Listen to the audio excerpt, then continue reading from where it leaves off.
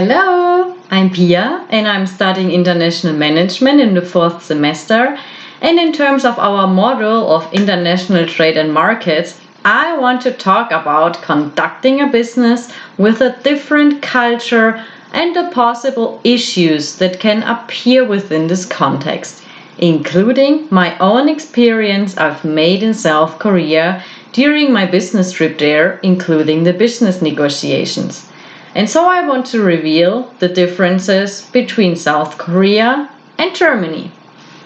So we have different cultures all over the world, which can be both very challenging but also very exciting. So, as we know, culture is mainly invisible. You don't see it. It is socially constructed, not biologically. The Hofstede six-dimensional model of national culture discloses very well the differences between those cultures. For example, let me point out the short and the long-term orientation in cultures. This dimension refers to the society rules based on the centuries-old traditions and how they block the actions in terms of business. So, in Korea, for example, we have the long-term orientation. It is made by man, not by the system. And where people care about titles and are also very patient.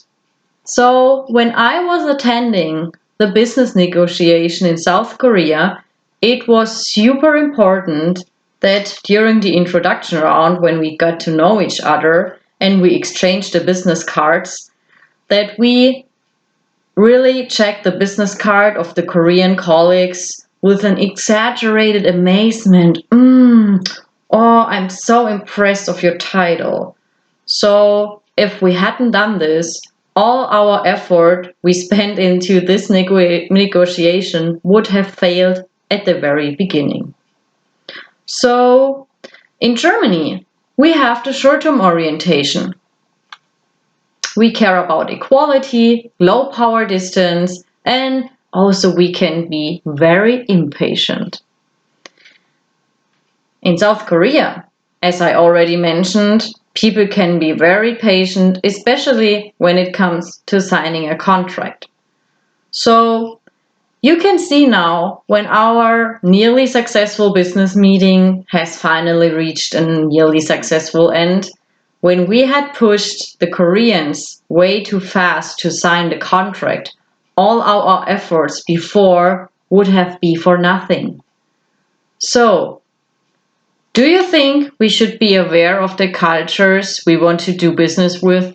Of course, we have to be aware of it because what might be successful in one culture does not necessarily have to be successful in another culture, but may lead to a loss of respect and also to disagreement.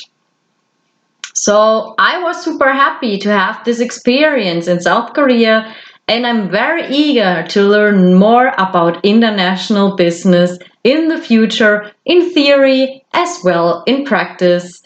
Thank you very much for your attention.